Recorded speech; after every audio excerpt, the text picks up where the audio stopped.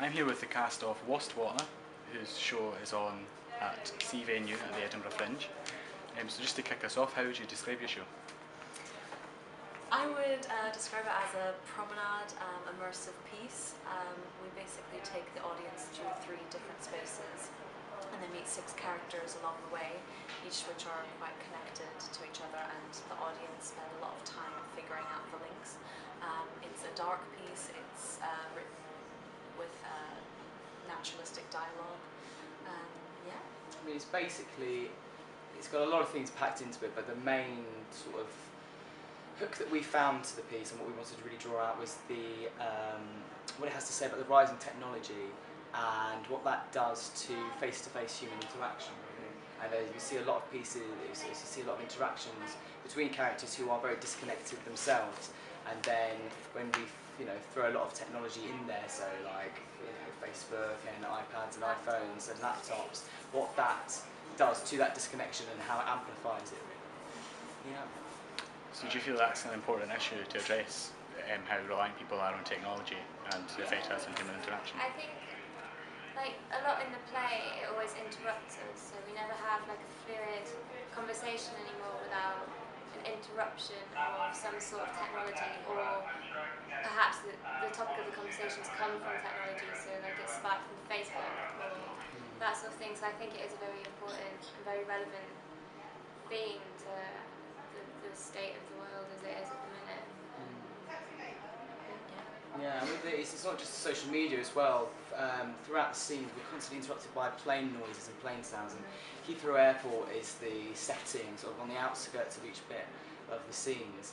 And it's almost making a point about globalisation, really, how we're supposed to be so connected by either social media or by advances in technology, which means we can travel all over the world. But the play really tries to interrogate just how connected we really are, which I think is quite interesting. What we really enjoy about it. Yeah. So on your website, you say you like to put an emphasis on collaborative work. How do you manage to achieve this? So with this production specifically, since the structure of the play is always in 3 scenes and there are 2 characters in each scene, we wanted to have more of a through line through the whole play, and we said that the actors in the first scene would become the directors for the second scene, and the second scene actors become the directors for the third scene. So we've all directed each other as well, and when we're making decisions as a company, it's quite democratic. Everyone has their opinion heard, and we started from a base structure, but then wanted everyone to feed into it. Also, everyone's collaborated on the sound design, the marketing. I mean, it's all us. It's a really wonderful way to work, isn't it? All the stuff behind the scenes. It's like we've got actors shifting furniture, and we've got them on the sound desk, as well as like me as a set designer and Emma as our stage manager. We've got everyone running about doing everything, so there's no sort of, we have our roles, but there's no sort of hierarchy. Yeah, there is no hierarchy, and it's hilarious how people are coming up to us in the mall and saying, "Oh, so who's acting in it?" We're going to go, everyone. All of us, even our producer acts in it. Our producer has a little cameo role. Yeah. It's a wonderful way to work.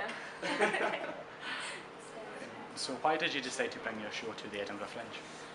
We just thought the form of it's so experimental, because the previous productions of Wastwater have been end-on productions, and when we saw the script, we just thought we could make it a bit more experimental, the form of it. We could break it up and we could add this use of technology. We could do these transitions through the spaces, and we thought, what better place to experiment with our work than at the Fringe, where the Fringe goers, they're so open for new stuff like that. So. And I think at the Fringe as well, you have these interesting performance spaces themselves. Like we could have got any sort of space, and we would have had to sort of mould it to that, and that's what we were excited about, using the spaces and seeing what we could do, how we could like take people through them. And, so I think that works at the Fringe. Okay, so Kettlemag is a student magazine online. The production company came from the University of Warwick. That's right. Yeah. What advice would you give to any students out there who want to get into the performing arts? Tricky. I guess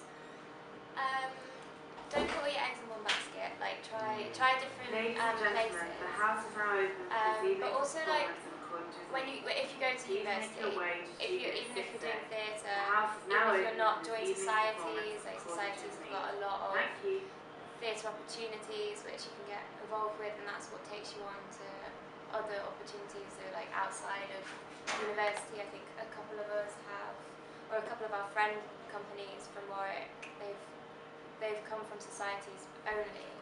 So I think that's definitely an important part. The thing about the societies is that it's where you meet the friends that stick. You know, we've all done shows together or been involved in shows together there, and it's bringing a group of people together who really love what they do and really love each other. It sounds so cliche and so cheesy, but there is a love on stage as well as a love off stage, really. And that's what really drives us as a company, and we genuinely wanted to work together. So I think that's important, to not suggesting go and find friends now, but just make sure the show and the people you're doing with, because if you go to the Fringe, you'll be staying with these people and working with these people. Maria and Julia and Sam were working on this project probably for about 6 months. Yeah, or so? since November we started. That's another piece of advice I'd give. Yes, Start yeah, early. start Early to get funding, to get support from people, get actors early, get the people you want to work with early. Yeah, exactly. Just find the people you want to work with, do it all nice and early, so you're And ready to go. nice and organised. Yes. And try as much as you can. Yeah, just keep don't going, get keep disheartened if trying. it doesn't work the first time. Yes. Because it won't work the first time. So many things. Even daily now, we're on the mile trying to think of new ideas. Like we had this idea of handing out cups of Wastwater. So we go up to people and say, have some Wastwater from the deepest lake in England. And so far people are going, Everyone's like, what's in this? What are you giving me? And so you'll just say one person to throw a crazy idea out and you just run keep with it. going. And it flops, but you get over it. I think, you've got to be hard-skinned and just sort of accept things aren't going to go as you planned the first time round, which we've definitely done. Yeah. Are you planning on doing anything after the Edinburgh Fringe Festival?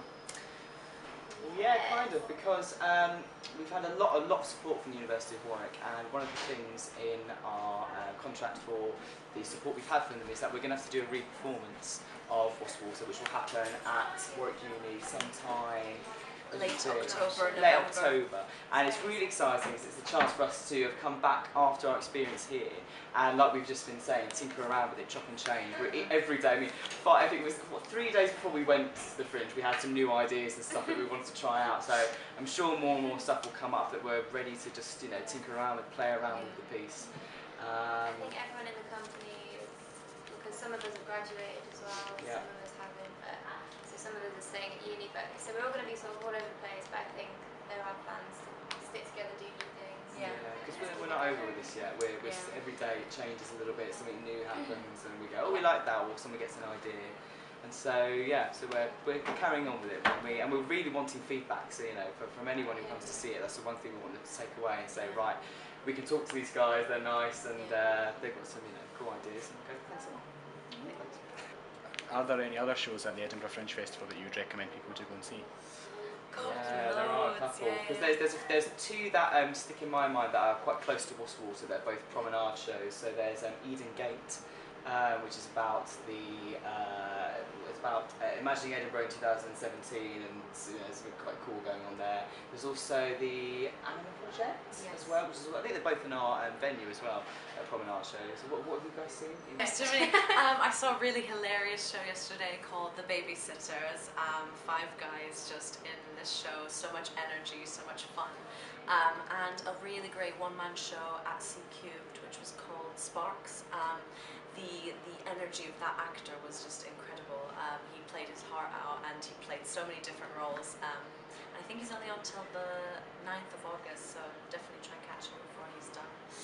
Yeah. I've whistled it down to 2. I think it's Shakespeare for Breakfast was great, and you get like a free croissant and some coffee. It's very cute. That's good. And also Vanity Bites Back. It's a one-woman show about like struggling with anorexia, and it's amazing.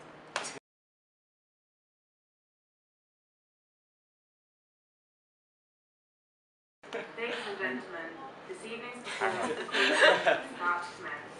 Please take your seats in Studio 6A. This evening's performance of the Quantum is about to commence. Thank you.